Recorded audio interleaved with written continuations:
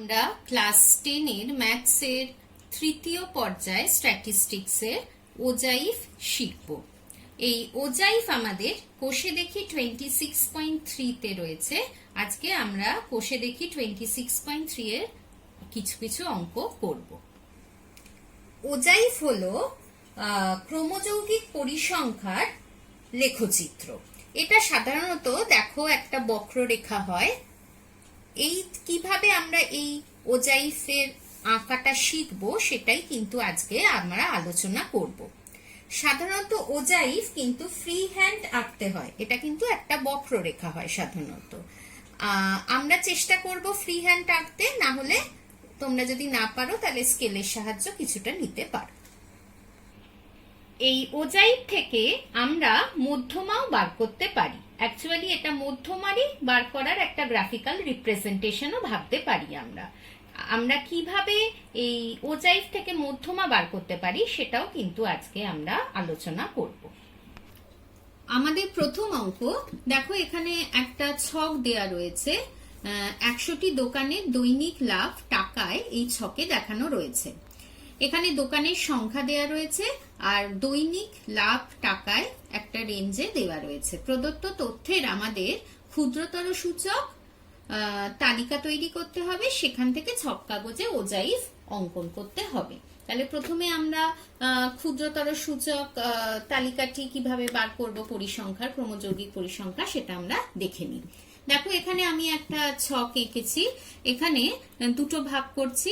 এদিকে আমার হচ্ছে দোকান প্রতি লাভ টাকায়, আর এখানে দেখো দোকানের সংখ্যা। এটা কিন্তু আমাদের ক্রমযৌগিক পরিসংখ্যাটা আমরা বার করেছি।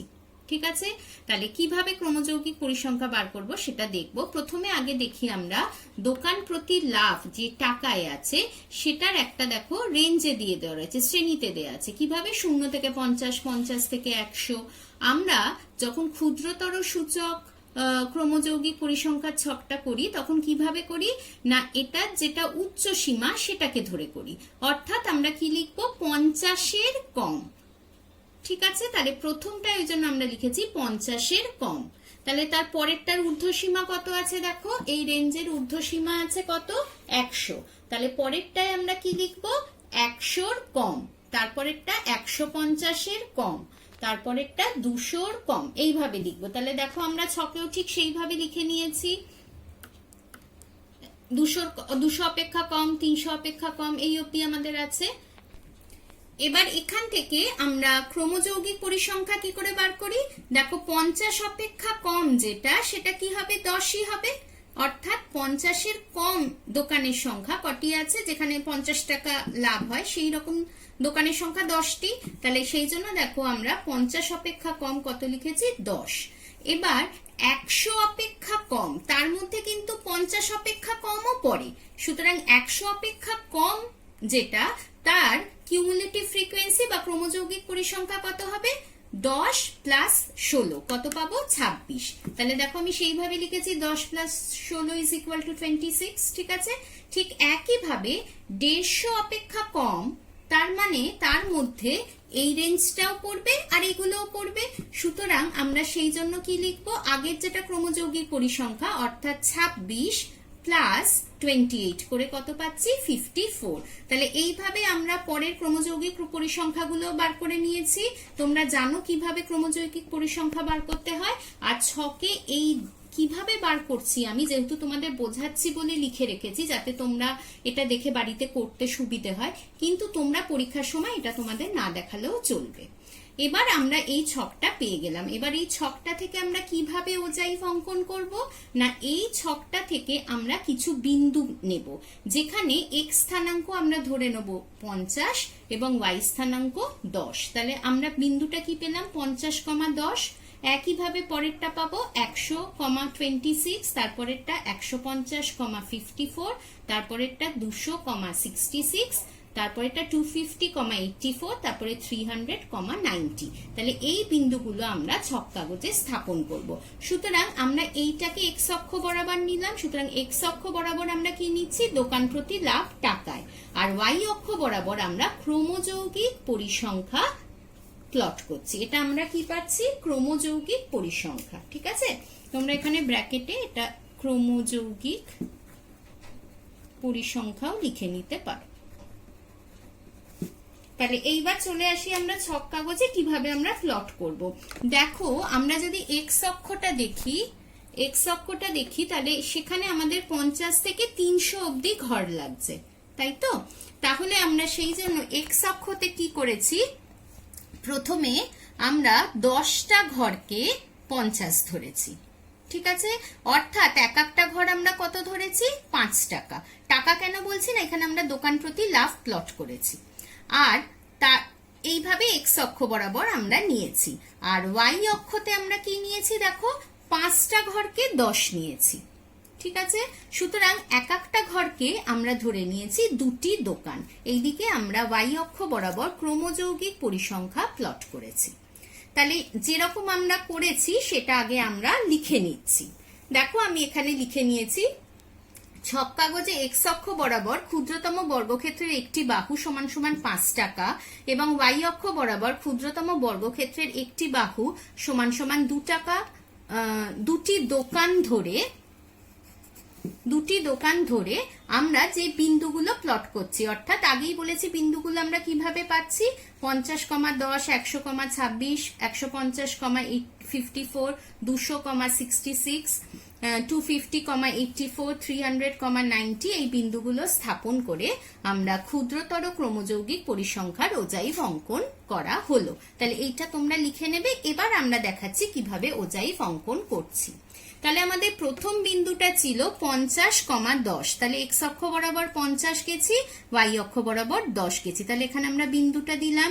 তারপর একটা ছিল 100,26, তাহলে এক্স অক্ষ বরাবর 100, ওয়াই অক্ষ বরাবর 26। এবার ওয়াই অক্ষতে দেখো আমরা 5টা ঘরকে নিয়েছি কত, 10, তাহলে এক একটা ঘর কত হচ্ছে 2 করে, তাহলে এখানে আমায় 26 যেতে হবে। তাহলে 20-র পরে আর 6 ঘর, সরি আর 6, তার মানে ক ঘর যেতে হবে, 6/2 করে 3 ঘর। তাহলে ওই জন্য দেখো 1 2 3 3 ঘর গেছি 20-র পরে, এটা 20-র লাইন। তাহলে এই বিন্দুটা আমরা পেলাম 100,26। ঠিক একইভাবে পরেরটা আমরা প্লট করেছি 150,54, তারপরেরটা 200,66 এই বিন্দুটা।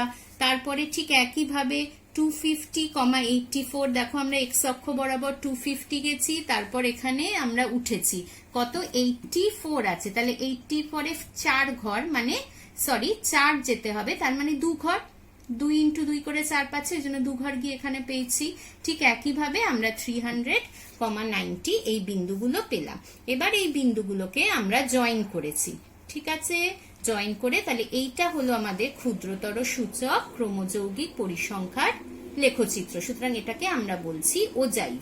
দেখো আমরা যদি ভালোভাবে দেখি তাহলে ওজাইভটা কি নিচের থেকে ওপরের দিকে উঠেছে, তাহলে আমরা যখন ক্ষুদ্রতর সূচক ওজাইভ করব তখন সেটা নিচ থেকে ওপরের দিকে উঠে থাকে বক্ররেখা। তাহলে এইভাবে তোমরা প্রথম অঙ্কটা করবে। অর্থাৎ আমরা যদি ভালো করে এই ছকটা দেখি তাহলে এই ছকে দেখো 0-র কম, ঠিক আছে, তার পরিসংখ্যা কিছু বলে দেওয়া নেই, সেটা আমরা 0ই ধরতে পারি, তাই তো? হ্যাঁ, সেই হিসেবে এখানে তোমরা চাইলে মানে এই গ্রাফটাকে আমরা কিন্তু 0তেও মিলিয়ে দিতে পারি। অর্থাৎ আমরা ধরে নিচ্ছি 0 টাকা, অর্থাৎ 0 টাকার লাভ হচ্ছে, মানে কম লাভ হচ্ছে এরকম কোনো দোকানই নেই, ঠিক আছে? তাহলে সেই হিসেবে সেটা তোমরা চাইলে এটা 0তে এসে মিলিয়ে দিতে পারো। আমরা 2-এর অঙ্কটা করছি। দেখো এখানে ক্লাসে 35 জন শিক্ষার্থীর ওজন এবং শিক্ষার্থীর সংখ্যা একটা ছকে দেওয়া রয়েছে। এখানে বলেই দেওয়া আছে 38-এর কম, 40-এর কম, সুতরাং ক্রমযৌগিক পরিসংখ্যাই দেওয়া রয়েছে। সুতরাং এক্ষেত্রে আমাদের কিন্তু আর ক্রমযৌগিক পরিসংখ্যা বার করতে হচ্ছে না, এটাকেই আমি ডাইরেক্ট 2কে আমরা ওজাইভ অঙ্কন করতে পারবো। সুতরাং আমরা জাস্ট ছকটাকে কপি করে নিয়েছি, আমরা লিখে নিয়েছি 38-এর কম শিক্ষার্থীর সংখ্যা কত, 40-এর কম, এটাই আমাদের কিন্তু ক্রমযৌগিক পরিসংখ্যা। এখানে ক্রমযৌগিক পরিসংখ্যার লাস্টে যেটা থাকে সেটাই হয় পরিসংখ্যার সমষ্টি। অর্থাৎ এখানে বলেই দেওয়া আছে 35 জন আর আমরা পেয়েছিও 35, ঠিক আছে, বললে আছে। তাহলে এখানে n = 35, তাহলে n/2 কত, 17.5। এটা আমাদের পরে কাজে লাগবে। এবার আমরা এই গ্রাফটা আঁকার জন্য ছক কাগজে এক্স অক্ষ বরাবর প্রতিটি ক্ষুদ্রতম বর্গক্ষেত্রের ঘরকে প্রতি 5টি বাহুকে আমরা 1 কিলোগ্রাম ধরে নিয়েছি, ঠিক আছে? কেন দেখো এখানে আমাদের কত অবধি চাই, ওজনটা 52 অবধি রয়েছে, ঠিক আছে? আর এদিকে শিক্ষার্থীর সংখ্যা, যেটা আমরা ক্রমযৌগিক পরিসংখ্যাটা আমরা জানি ওয়াই অক্ষ বরাবর আমরা প্লট করি, সেটা আমাদের কত অবধি আছে, 35 অবধি। এবার আমরা এখান থেকে এইটা আমি কেন লিখলাম, যে এখান থেকে আমরা একটা আইডিয়া করতে পারবো যে আমাদের যেটা মধ্যমা হবে, যেহেতু আমাদের এই অঙ্কটাতে মধ্যমা নির্ণয় করতে বলেছে, দেখো সেখানে একটা সেখানে ওয়াই অক্ষতে আমাদের এই 17.5 এই জিনিসটা আমাদের কাজে লাগবে। তাহলে 0.5 মানে আমরা এক একটা ঘরকে যদি 1 ধরি, তাহলে 0.5টা দুটো ঘরের মাঝামাঝি আসবে। সুতরাং সেটা আমাদের অসুবিধে হতে পারে, আমরা যখন অঙ্কটা গ্রাফটা করব তখন আরো পরিষ্কারভাবে বুঝতে পারবে। সেই জন্য আমরা ওয়াই অক্ষ বরাবর দুটো বাহুকে আমরা একজন শিক্ষার্থী ধরে নিয়েছি। ধরে তাহলে আমরা কিভাবে প্লট করি, 38,0, 40,4, 42,6, 44,9, 46,12, 48,28, 50,32, 52,35 এই পয়েন্টগুলোকে আমরা প্লট করেছি। করে আমরা ক্ষুদ্রতর সূচক পরিসংখ্যা ওজাইফ অঙ্কন করছি। এটা আগে আমরা লিখে নিচ্ছি, এবার আমরা ওজাইফটা আঁকা শিখব। দেখো আমি এখানে ছক কাগজে প্রথমে এখানে এক্স অ্যাক্সিস আর ওয়াই অ্যাক্সিস এঁকে নিয়েছি, এবং যেরকম বলা রয়েছে আমরা 38 থেকে এটা শুরু করছি। সুতরাং 38 থেকে যেহেতু শুরু করছি, তার আগে ওই জন্য আমরা এখানে একটু ব্রেক দেখিয়ে দিয়েছি, ঠিক আছে? আমরা 0 থেকে গ্রাফটা শুরু করছি না। তাহলে 38 থেকে 40 আমি 10টা ঘরকে দেখো কত ধরেছি, 2, ঠিক আছে? এখানেও তাহলে 40-এর পরে 10টা ঘর পরে 42 লিখেছি, তার 10টা ঘর পরে 44 লিখেছি, তাহলে এইভাবে করেছি। তাহলে আমি 10টা ঘরকে আমি কত ধরেছি, 2, তাহলে এক একটা ঘর আমার কত হচ্ছে, 0.2 করে। আর ওয়াই অক্ষ বরাবর দেখো 10টা ঘরকে আমরা কত ধরেছি, 5, ঠিক আছে? তাহলে এইভাবে 10টা ঘর পরে 10 লিখেছি, 15 লিখেছি, দিয়ে আমাদের দেখো 35 অবধি দরকার, তাহলে আমরা 35 অবধি লিখে নিয়েছি। এরপরে যে বিন্দুগুলো আমাদের প্লট করতে হবে সেটা হচ্ছে 38,0, তাহলে এই পেয়েছি। তারপরে হচ্ছে 40,4, তাহলে দেখো এখানে 40 গেছি, তারপরে 4 যেতে হবে, তাই তো? তাহলে 4 মানে এক একটা ঘর আমার মানে দুটো ঘর সমান আমার 1, তাই তো? তাহলে 4টে যাওয়া মানে আমার কত যেতে হবে, অ্যাকচুয়ালি 8 ঘর, তাই তো? তাহলে এখান থেকে আমরা 8 ঘর গেছি, গিয়ে তাহলে এটা হচ্ছে 40,4। ঠিক একই পরেরটা আছে 42,6, তাহলে এটা 42, এখানে দেখো আমার 5 এর পরে 6 মানে আর 1, তার মানে ক ঘর যাবো, 2 ঘর, তাই তো? তাহলে 1 মানে হচ্ছে 2 ঘর যেতে হবে, ওই জন্য এরপরে আর 2 ঘর গেছি, গিয়ে এটা হচ্ছে 42,6। একইভাবে বিন্দুগুলো দেখো আমি প্লট করেছি, 44,9, 46,12, 48,28, 50,32, 52,35, ঠিক আছে? তারপরে আমরা বিন্দুগুলোকে যোগ করেছি, যোগ করে আমরা এই ওজাইফটা পেয়েছি। হ্যাঁ, এই ওজাইফটা আমাদের ফ্রি হ্যান্ড আঁকার কথা। আচ্ছা, এখান থেকে আমরা কিভাবে মধ্যমা বার করব? তাহলে দেখো আমাদের মধ্যমা বার করার জন্য প্রথমে n/2 জানতে হয়, তাই তো? সেখান থেকে আমরা মধ্যমার যে শ্রেণীটা সেটা বার করতে আমাদের সুবিধে হয়, তাই তো? তাহলে এখানে n/2 কত হচ্ছে, 17.5। এবার এই 17.5 আমরা দেখি ওয়াই অক্ষে কোথায় আছে। এটা 5, 10, 15, ঠিক আছে? তারপরে দুটো ঘর গেলাম 16, দুটো ঘর গেলাম 17, তারপরের ঘরটাই হবে আমার তাহলে কত, 17.5। এই যে আমরা দুটো ঘরকে 1 ধরেছি, সেই জন্যই কিন্তু 0.5 এক একটা ঘর হয়েছে। সুতরাং 0.5 এর জন্য আমি একটা ঘর পেয়েছি। তোমরা যদি এক একটা ঘরকে 1 একক ধরতে, তাহলে কিন্তু দুটো ঘরের মাঝামাঝি তোমাদের 17.5 আসতো। সেক্ষেত্রে একটা অ্যাজাম্পশন আসতো, তোমাদের মধ্যমাটা বার করতে অসুবিধে হতো। সুতরাং স্কেলটা যত বড় নেবে তত কিন্তু তোমাদের করতে সুবিধে হবে। তাহলে এইখান থেকে এক্স অক্ষ বরাবর আমি একটা সমান্তরাল সরলরেখা আঁকলাম, সেটা আমাদের ওজাইভের বক্ররেখাকে কোন বিন্দুতে ছেদ করলো? দেখো পি বিন্দুতে। এবার পি বিন্দু থেকে আমরা এক্স অক্ষের ওপর লম্ব অঙ্কন করব। তাহলে এখান থেকে আমরা একটা সোজা লম্ব অঙ্কন করেছি, যেটা এক্স অক্ষকে কোন বিন্দুতে ছেদ করেছে? এম বিন্দুতে ছেদ করেছে। এই এম বিন্দুর এক্স স্থানাঙ্কই হবে আমাদের মধ্যমা, যেটা আমরা ওজাইভ থেকে পাচ্ছি। তাহলে এই এম এর স্থানাঙ্ক আমরা কি করে পাবো? না দেখো 46 হচ্ছে আমার এইটা, তাহলে এক একটা 46 এর পরে এইটা হচ্ছে আমার 47, তাই তো? 5 ঘর পরে আমার হচ্ছে 47।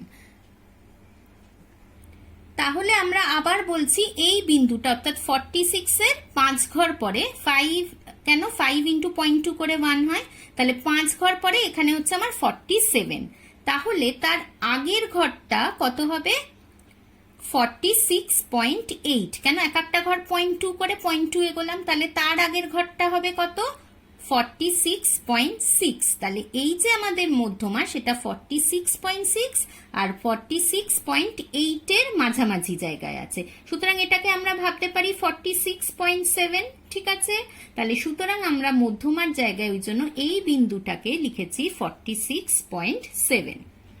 তাহলে আমরা এইভাবে গ্রাফ থেকে ওজাইভ থেকে মধ্যমা নির্ণয় করতে পারলাম। এইখানেই তোমরা দেখো আমি যে এক একটা ঘরকে 0.2 করে নিয়েছি, সেই জন্য আমরা দশমিকের পরে কিন্তু একটা ঘর পেলাম। কিন্তু তোমরা যদি এই স্কেলটাকে যত ছোট নেবে, অর্থাৎ এক একটা ঘরকে 1 নিতে, তাহলে কিন্তু তোমরা এই 1 দশমিক অবধি মধ্যমাটা বার করতে পারতে না। এবং এই স্কেলটা যদি আমরা আরো বড় নিতাম, তাহলে কিন্তু আমরা 2 দশমিক অবধিও মধ্যমা বার করতে পারতাম। এবার আমাদের মধ্যমার ফর্মুলা ইউজ করে মধ্যমা বার করতে হবে, গ্রাফ থেকে নয়। তাহলে এই ছকটাকে থেকে আগে আমরা পরিসংখ্যা আমাদের লাগবে, সুতরাং পরিসংখ্যা বার করা ছকটা এঁকে ফেলি। এবার চলে এসো, দেখো তলায় আমরা লিখেছি ওজন। এটাকে আমাদের কিন্তু শ্রেণী হিসেবে লিখতে হবে, কেন এখান থেকে আমাদের মধ্যমা শ্রেণী লাগবে, পরিসংখ্যা লাগবে, ক্রমযৌগিক পরিসংখ্যা। তাহলে আমরা শ্রেণীটা লিখেছি প্রথমটা 38 বা 38 এর কম, তার পরিসংখ্যা ক্রমযৌগিক পরিসংখ্যা 0 এবং পরিসংখ্যা 0। তারপরে শ্রেণীটা আছে 40 এর কম, তাহলে আমরা সেটাকে কি লিখেছি? 38 থেকে 40। তাহলে তার ক্রমযৌগিক পরিসংখ্যা 4, তাহলে এখানেও পরিসংখ্যা প্রথমটা সেমই হয়, তাহলে 4 লিখেছি। তারপরে একটা আছে 42 এর কম, তাহলে আমরা কত লিখবো? 40 থেকে 42। তার ক্রমযৌগিক পরিসংখ্যা আছে 6, তাহলে পরিসংখ্যা কত হবে? না 6 থেকে 4 মাইনাস করব, তাই তো? করে কত পাচ্ছি? 2। এটা আমরা আগের ভিডিওতে শিখেছি। তারপরে একইভাবে আমরা পরবর্তীগুলো লিখে নিয়েছি। 42 থেকে 44 শ্রেণী, তার ক্রমযৌগিক পরিসংখ্যা 9, তাহলে পরিসংখ্যা কত হবে? 9 - 6 করে 3। তাহলে এইভাবে তোমরা আগে এই ছকটা আমরা কমপ্লিট করে নিলাম। তাহলে এখানে পরিসংখ্যার সমষ্টি n = আমরা কত পেলাম? 35। আমরা জানি লাস্ট ক্রমযৌগিক পরিসংখ্যাটাই পরিসংখ্যার সমষ্টি হয়। তাহলে একইভাবে আমরা n/2 বার করে নিচ্ছি, কত হচ্ছে? 17.5। তাহলে মধ্যমা শ্রেণী কোনটা হবে? আমরা চলে যাই আবার ছকে। আমাদের 17.5 কোথায় হবে? না এই শ্রেণীটার ক্রমযৌগিক পরিসংখ্যা 12 এর 28, অর্থাৎ 12 পরে 13 থেকে 28 অবধি সবকটা পরিসংখ্যা কোন শ্রেণীতে পড়বে? 46 থেকে 48। সুতরাং এইটাই হবে আমাদের মধ্যমা শ্রেণী। সুতরাং দেখো আমি লিখে দিয়েছি মধ্যমা শ্রেণী হচ্ছে 46 থেকে 48। তাহলে এল কত হবে? না মধ্যমা শ্রেণী নিম্ন সীমা, তাহলে 46 সেটা লিখেছি। সিএফ কত হয়? আগের ভিডিওতে আমরা শিখেছি মধ্যমা শ্রেণী যেটা তার আগের শ্রেণীর কিউমুলেটিভ ফ্রিকোয়েন্সি বা ক্রমযৌগিক পরিসংখ্যা অর্থাৎ 12, তাহলে সেটাই লিখেছি। এফ কি? মধ্যমা শ্রেণীর ফ্রিকোয়েন্সি বা পরিসংখ্যা। মধ্যমা শ্রেণী এইটা, তার পরিসংখ্যা কত পেয়েছি? 16 লিখেছি। আর এইচ হচ্ছে তাদের দৈর্ঘ্য, শ্রেণীটির দৈর্ঘ্য কত? আমরা দেখতে পাচ্ছি 2, তাহলে লিখে নিয়েছি। তাহলে এইবার আমাদের সূত্র কি আমরা জানি, সেই সূত্রতে আমরা বসিয়েছি এল প্লাস আমরা যে ফর্মুলাটা জানি যে L plus n by 2 minus CF by F into H। তাহলে সেই ফর্মুলাতে আমরা মানগুলো বসিয়ে দিয়েছি, মানগুলো বসিয়ে দিলে আমরা পাচ্ছি 46 প্লাস এটা করলে 5.5 বাই 8, পয়েন্ট এক ঘর সরিয়েছি ওই জন্য নিচে 10 এনেছি, কাটাকুটি করে কত পাচ্ছি আমরা 11 বাই 16। এটাকে এবার যদি আমরা দশমিকে আনি তাহলে আমরা পাচ্ছি 0.687 প্রায়। এখান থেকে আমরা আসন্ন মানে দুঘর অবধি নিয়ে পাচ্ছি, তাহলে এটাকে যোগ করে 46.69 প্রায়। এবার যদি আমরা দেখি, দেখো এখানে আমরা যেটা ফর্মুলা দিয়ে করছি আমরা দুঘর অবধি বার করতে পারছি মধ্যমা, কিন্তু আমরা যখন গ্রাফে করেছিলাম এই অঙ্কটাই আমরা কত পেয়েছিলাম 46.7। কেন না এখানে দুটো ঘরের মাঝামাঝি ছিল, আমরা একটা অ্যাজাম্পশন করে নিয়েছিলাম যে এটার মাঝামাঝি, এবং যেহেতু এক একটা ঘরের মান 0.2 করে, অর্থাৎ এটাকে ফার্দার আর বড় নেই, আমরা বড় স্কেল ইউজ করিনি, সেই জন্য আমরা এক ঘর অবধি পেয়েছিলাম। তা এটাকে যদি আমরা এক ঘর অবধি আসন্ন মান আনি তাহলে দেখো কত পাচ্ছি 46.7ই পাচ্ছি, তাই তো প্রায়। সুতরাং আমরা গ্রাফ থেকে যে মানটা পেলাম মধ্যমান এবং অঙ্ক কষে ফর্মুলা দিয়ে যে মানটা পেলাম সেগুলো মোটামুটি একই, সুতরাং আমাদের অঙ্কটি ঠিক আছে। অঙ্ক আমাদের 3-এরটা, দেখো এখানে একটা ছক দেয়া আছে শ্রেণী আর পরিসংখ্যা, এখান থেকে আমাদের বৃহত্তর সূচক তালিকা তৈরি করে ওজাইফ অঙ্কন করতে হবে। আগেরটা আমরা কিন্তু ক্ষুদ্রতর সূচক ক্রমযৌগিক পরিসংখ্যার ওজাইফ অঙ্কন করেছি। তাহলে এটার জন্য ঠিক একইভাবে আমরা আগে একটা ছক কেটে নেব যেখানে আমরা বৃহত্তর সূচক ক্রমযৌগিক পরিসংখ্যা বার করতে শিখব। এটা আমরা আগেই জানি। তাহলে এই শ্রেণীগুলো থেকে আমরা কিভাবে লিখবো, এটাকে কি লিখবো, 0 বা 0 অপেক্ষা বেশি। এটা যেহেতু বৃহত্তর তাহলে আমরা এইভাবে লিখে থাকি, তাই তো। তারপরেরটা কত লিখবো, 5 বা 5 অপেক্ষা বেশি। ঠিক আছে, বাঁদিকের গুলো নিচ্ছি 10 বা 10 অপেক্ষা বেশি। এই শ্রেণীটার জন্য 15 বা 15 অপেক্ষা বেশি। তাহলে এইভাবে আমরা পুরোটা লিখে নিয়েছি। এইবার আমরা কিউমুলেটিভ ফ্রিকোয়েন্সি বা ক্রমযৌগিক পরিসংখ্যা কি করে বার করে থাকি, না এটা শেষ থেকে শুরু হয়, তলার রো থেকে, তাই তো। তাহলে লাস্ট কত আছে আমাদের 5, তাই তো, অর্থাৎ 25 অপেক্ষা বেশি, সেটা 25 থেকে 30 অবধি যারা আছে সেগুলোকে নিচ্ছে, সেটা কি আছে 5, সুতরাং এখানে তাহলে 5 লিখলাম। এরপরে 20 অপেক্ষা বেশি, 20 অপেক্ষা বেশির মধ্যে দেখো 25 অপেক্ষা বেশিও পড়ে, সুতরাং 20 অপেক্ষা বেশির ক্রমযৌগিক পরিসংখ্যা কি হবে, 20 অপেক্ষা বেশি যারা আছে প্লাস 25 অপেক্ষা বেশি যারা আছে, অর্থাৎ 3 + 5 করে আমরা কত পাচ্ছি 8। ঠিক একইভাবে 15 অপেক্ষা বেশি আমরা কি লিখবো, না 20 অপেক্ষা বেশি যারা আছে প্লাস 15 অপেক্ষা বেশি যারা, সুতরাং সেটা যোগ করে আমরা পাচ্ছি এখানে 8, আর আগে 20 অপেক্ষা বেশি পেয়েছিলাম 8, তাহলে 8 + 8 করে 16।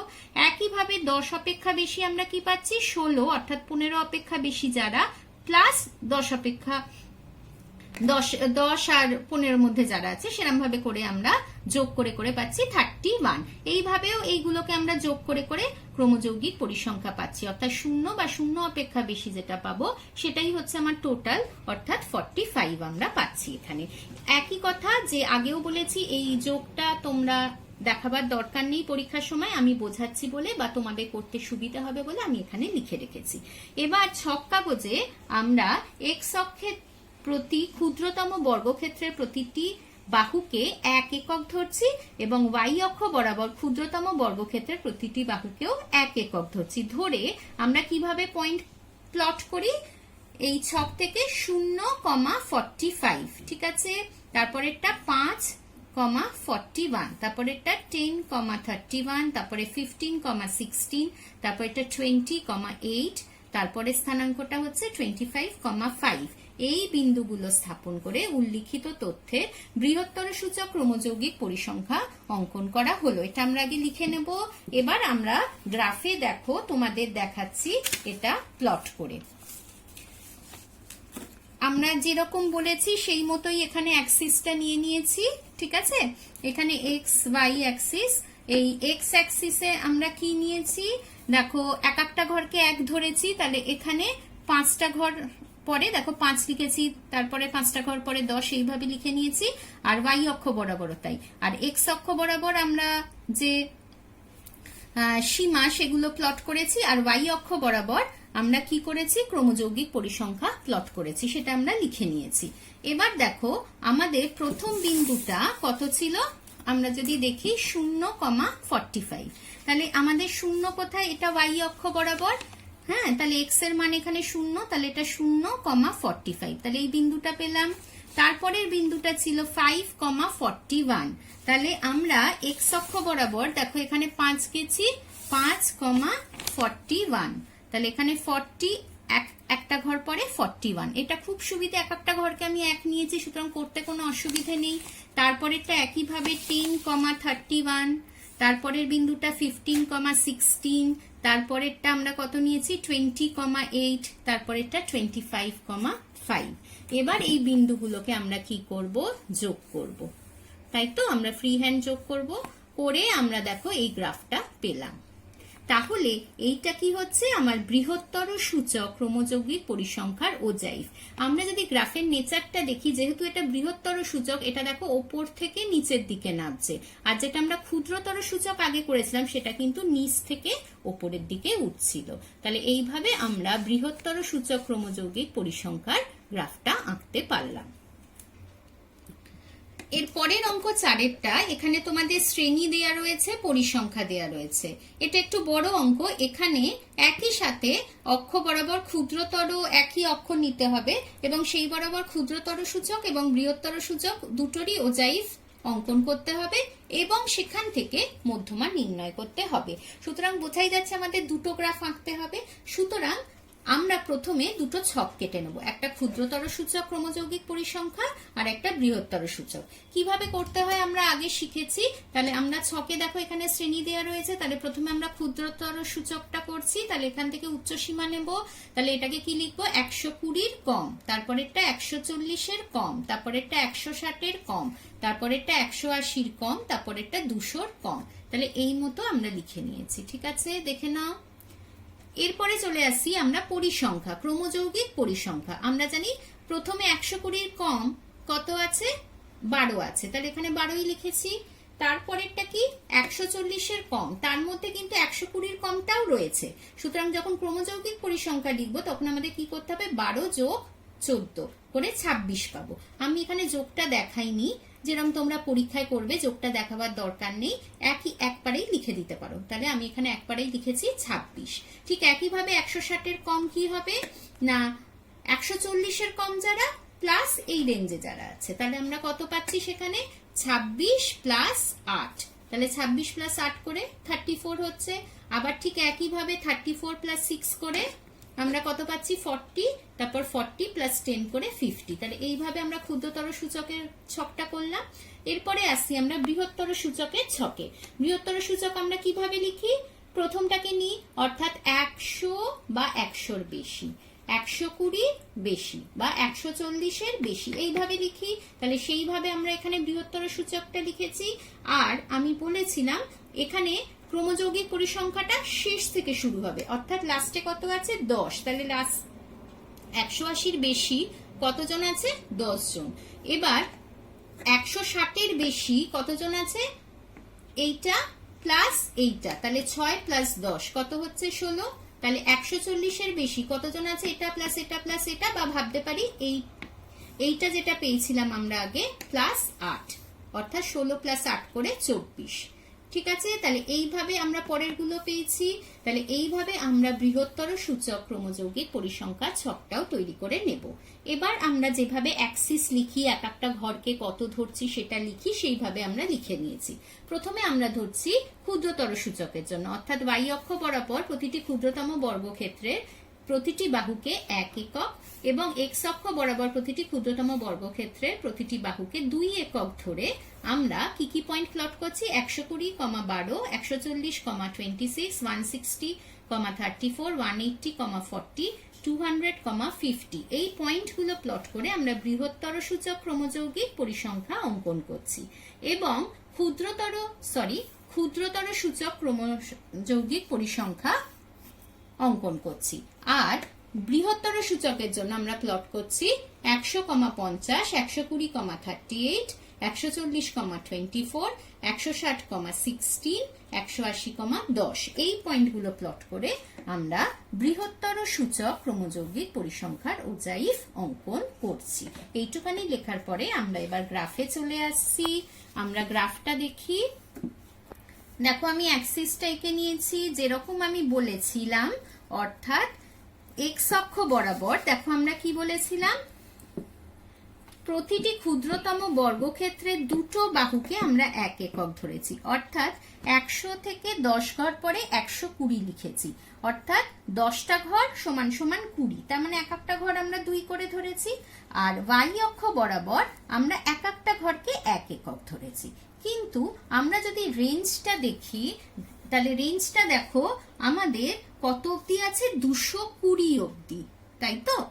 200 অবধি। তাহলে এই এতটা সংখ্যা আমাদের কিন্তু এক্স অ্যাক্সিসের মধ্যে আসবে না, এক্স অ্যাক্সিসের মধ্যে আসছে না।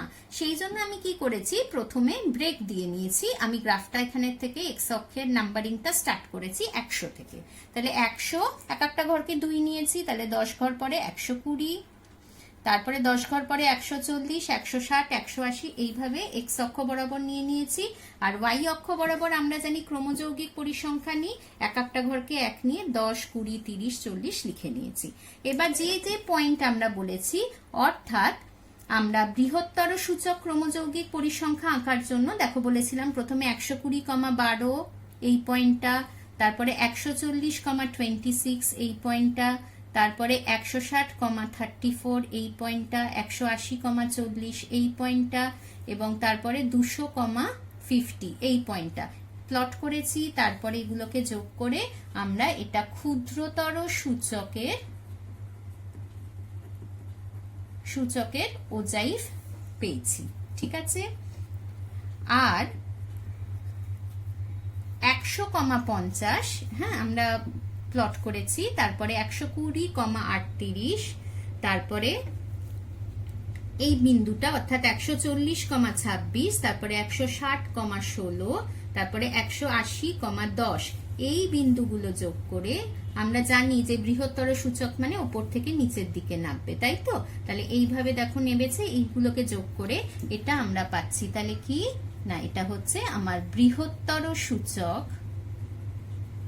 ওজাইফ, ক্রমযৌগিক পরিসংখ্যার ওজাইফ পেয়েছি। এবার এই ওজাইফ দুটো দেখো, গ্রাফ দুটো কোন বিন্দুতে ছেদ করেছে, পি বিন্দুতে ছেদ করেছে। তাহলে মধ্যমা আমরা কি করে পাবো না, এই পি বিন্দু থেকে আমরা যদি এক্স অক্ষের ওপরে লম্ব অঙ্কন করি, তাই তো? আমরা মিলিয়ে নেওয়ার জন্য আরেকটু দেখি, আমরা এখানে চলে আসছি। আমাদের টোটাল পরিসংখ্যার সমষ্টি n কত পেয়েছিলাম আমরা, 50। তাহলে n/2 কত হবে, 25। তাহলে দেখো আমি যে বিন্দুতে ছেদ করেছে সেটাকে যদি আমরা y অক্ষ বরাবর সমান্তরাল মানে y অক্ষ বরাবর একটা লম্ব আঁকি, তাহলেও কিন্তু যে বিন্দুটা আছে দেখো 20 পরে এটা 25ই হচ্ছে। সুতরাং এই বিন্দুটাই হচ্ছে আমাদের মধ্যমা, যেখান থেকে আমরা মধ্যমা পাবো। তাহলে এই বিন্দু থেকে এবার আমরা এক্স অক্ষের উপর লম্ব অঙ্কন করেছি PM। তাহলে m বিন্দুর স্থানাঙ্ক, x স্থানাঙ্ক কি হবে, মধ্যমা, তাই তো? তাহলে m বিন্দুর স্থানাঙ্ক আমরা নির্ণয় করি। এই ক্ষেত্রে আমরা এক একটা ঘরকে কত ধরে নিয়েছি, 2 একক। তাহলে এইটা যদি 140 হয়, তাহলে তার আগের ঘরটা কত হবে, 2 একক কম হবে, তাহলে এটা হবে 138। আমার মধ্যমার যে এম বিন্দুটা, তাহলে সেটা 138 এবং 140 এর মাঝামাঝি হয়েছে, তার থেকে একটু বেশি। তাহলে মাঝামাঝি পয়েন্টটা কত হবে, 138, এবং আরেকটু গেছে বলে আমি এটাকে আন্দাজে 0.5 ধরেছি। কেন না, আগের বারও বলেছি এই স্কেলটা যত আমরা বড় নেব তত আমরা কিন্তু মধ্যমার অ্যাকিউরেট কাছে যেতে পারবো, ঠিক আছে? অর্থাৎ আমরা যদি 4টে ঘরকে 1 একক নিতে পারতাম, তাহলে কিন্তু আমরা আরো অ্যাকিউরেট ভ্যালু পেতাম মধ্যমা। তাহলে এখান থেকে আমরা একটা অ্যাসাম্পশন করে লিখেছি 138.5 প্রায়। এবার এটা তো সঠিক আমরা ক্যালকুলেশন করে যে ফর্মুলা থেকে যে মানটা পাবো তার সাথে সমান হবে না। সুতরাং তোমাদের সুবিধার জন্য তোমরা আরেকটা কাজ করতে পারো, যেটা ঠিক হলো কিনা, কতটা কাছাকাছি আমরা গেলাম, তোমরা ফর্মুলায় বসিয়ে কিন্তু মধ্যমাটা বার করে নিতে পারো, যেরকম আমরা আগের অঙ্কতে দেখেছি। তারপরে দুটোকে ট্যালি করলে আমরা কিন্তু বুঝতে পারবো। তাহলে এইভাবে আজকে আমরা শিখলাম যে বৃহত্তর সূচক, ক্ষুদ্রতর সূচক দুটো ওজাই ফেঁকে তার ছেদবিন্দু থেকে আমরা কিভাবে মধ্যমা নির্ণয় করতে পারি। তোমরা তোমাদের বইতে আরো অনেক যেখানে বোঝানো হয়েছে ওজাইভ, সেখানেও অনেক অঙ্ক করতে দেওয়া রয়েছে। সেই অঙ্কগুলো তোমরা প্র্যাকটিস করবে এবং আজকে যে অঙ্কগুলো আমরা করলাম সেই অঙ্কগুলো তোমরা এই পদ্ধতি দ্বারাই প্র্যাকটিস করে নিতে পারবে। আমি কিন্তু প্রত্যেকটা গ্রাফ পেনে করেছি, কিন্তু বারবার বলা হচ্ছে তোমরা যখন পরীক্ষায় করবে তখন কিন্তু তোমরা পেন ইউজ করবে না, গ্রাফের মধ্যে আঁকবে যখন ওজাইভ পেন্সিলে করবে। তোমরা যাতে ভালোভাবে বুঝতে পারো সেই জন্যই কিন্তু এখানে পেনে করা হয়েছে। তোমরা পরীক্ষায় বা এমনি সময় যখনই গ্রাফ আঁকবে বা ওজাইভের অঙ্ক করবে, গ্রাফ পেপারে পেন্সিল ইউজ করে করবে।